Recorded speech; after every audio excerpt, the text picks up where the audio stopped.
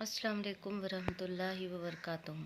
Welcome to our Hindi class. तो बच्चों, आज हम हमारी हिंदी सुलभ भारतीय व्याकरण बुक में से व्याकरण का एक नया टॉपिक पढ़ने वाले हैं, जिसका नाम है क्रिया। क्रिया किसे कहते हैं आप सभी को पता है। क्रिया यानी जिस शब्द से किसी कार्य के होने या करने का बोध होता है उसे क्रिया कहते हैं। यानी जो काम हम करने वाले हैं, कर रहे हैं, कर चुके हैं, जिस शब्द से हमें ये पता चलता है उसे क्रिया कहते हैं। ये जैसे कि अभी आप क्या कर रहे हो, पढ़ाई कर रहे हो, फिर मैं खाना खा रही हूँ, तो आप जो काम आप कर रहे हो तो उसे क्या कहेंगे, क्रिया कहेंगे। जैसे यहाँ पर देखिए उदाहरण आप लोगों को दिया गया है, हम सब ने गुरुदेव को धन्यवाद दिया। तो यहाँ पर धन्यवाद दिया, ये दिया जो शब्द है वो क्रिया कहलाएंगी। ऋत्विक एक गांव में रहता था, ये भी क्या होंगी, क्रिया होंगी। हम कल शिरडी जाएंगे, अब हम शिरडी जाने वाले हैं, तो वो जाएंगे शब्द क्या होंगी, क्रिया होंगी। तो इस तरीके से जो काम हम करने वाले हैं या कर रहे हैं उन शब्दों को क्रिया कहते हैं। अब क्रिया के मुख्य दो भेद हैं। पहला है अकर्मक क्रिया। पहला कौन सा भेद है, अकर्मक क्रिया। अकर्मक क्रिया वो होती है जिससे ऐसा वाक्य जिससे हमें उसका उत्तर पता नहीं है, यानी उस वाक्य में हमें उस शब्द का पूरा उत्तर पता नहीं है, तो उसे हम कहेंगे अकर्मक क्रिया। जैसे कि यहाँ पर देखिए, गुरुदेव उठे और चल पड़े। कहाँ से उठे, क्यों उठे, हमें पता नहीं है, तो जो उठे शब्द है वो क्या होंगी, अकर्मक क्रिया होंगी। ठीक है। अकर्मक क्रिया के और उदाहरण यहाँ पर दिए गए हैं। सामने परी खड़ी थी, सामने खड़ी जो है वो अकर्मक क्रिया होंगी। बच्चे हंस रहे हैं, क्यों हंस रहे हैं हमें पता नहीं है, तो हंस क्या होंगी, अकर्मक क्रिया होंगी। सोमू के कमरे में खिलौने सजे हैं। तो जिन वाक्य से यानी जिन शब्दों से, जिन क्रिया शब्दों से हमें उसका बोध नहीं होता है कि ये इसका काम पूरा हुआ है या नहीं हुआ है या होने वाला है, तो उन शब्दों को कहते हैं अकर्मक क्रिया। क्या कहते हैं उन शब्दों को, अकर्मक क्रिया। दूसरा है सकर्मक क्रिया। सकर्मक क्रिया में हमें वाक्य में उत्तर मिल जाता है, यानी हमें पता चल जाता है कि क्या काम हुआ है, हो रहा है या होने वाला है, और कौन कर रहा है। तो सकर्मक क्रिया में हमें उस वाक्य का उत्तर मिल जाता है। जैसे उदाहरण देखिए, शुभम गाना गा रहा है, तो गाना जो है वो है सकर्मक क्रिया। पल्लव क्रिकेट खेलता है, कौन खेल रहा है, पल्लव। क्या खेल रहा है, क्रिकेट। गाना कौन गा रहा है, शुभम। तो इसमें हमें वो काम कौन कर रहा है, क्रिया किसके द्वारा की जा रही है, हमें ये पता चल रहा है, तो इसे हम कहेंगे सकर्मक क्रिया। जैसे यहाँ पर ऋत्विक ने राहगीर को पोटली दी। किसको पोटली दी, ऋत्विक ने राहगीर को दी। और किसकी पोटली है, ऋत्विक की। तो हमें दोनों तरफ से उत्तर मिल चुका है।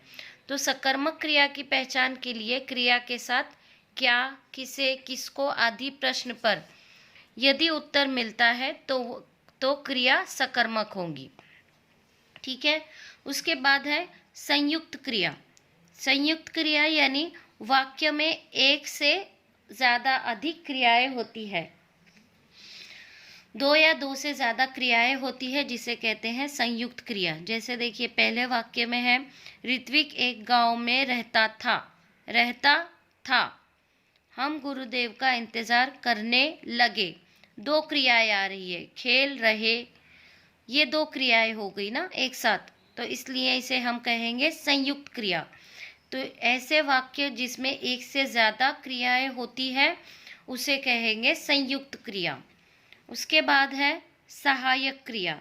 सहायक क्रिया यानी जो मुख्य क्रिया का अर्थ प्रकट करने में सहायता प्रदान करती है।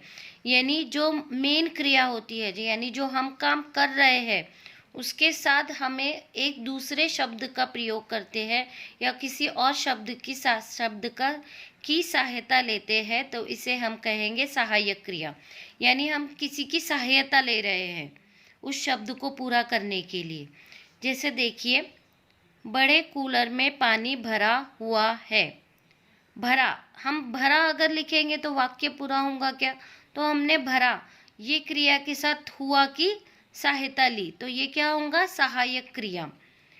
टॉमी जीभ निकाल कर हाफ रहा था, ये हम एक दूसरे की सहायता ले रहे हैं, तो ये होगा सहायक क्रिया। जो मेन क्रिया होती है उसके साथ हम दूसरे क्रिया की आवश्यकता होती है उसके लिए हमें, तो उसे हम कहेंगे सहायक क्रिया। उसके बाद है प्रेरणार्थक क्रिया। प्रेरणार्थक क्रिया में ये बताया जाता है कि हम काम दूसरों से करवा रहे हैं। प्रेरणार्थक क्रिया में हम काम, वो वाक्य जिसमें पता चलता है कि काम खुद ना करते हुए दूसरों से करवाते हैं, तो उसे कहेंगे प्रेरणार्थक क्रिया। जैसे माँ धोबी से कपड़े धुलवाती है, तो माँ किससे काम करवा रही है? धोबी से कपड़े धुलवाने का। पिताजी ने माली से पौधे लगवाए। पिताजी ने किससे पौधे लगवाए? माली से। खुद ना काम करते हुए दूसरों द्वारा अपना काम करवाना। इन वाक्यों को कहेंगे, इन शब्दों को कहेंगे प्रेरणार्थक क्रिया।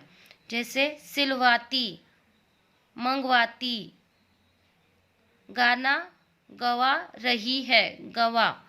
तो ऐसी क्रियाएं जो हम स्वयं काम ना करते हुए, खुद से काम ना करते हुए दूसरों द्वारा अपना काम करवाना, उसे हम कहेंगे प्रेरणार्थक क्रिया।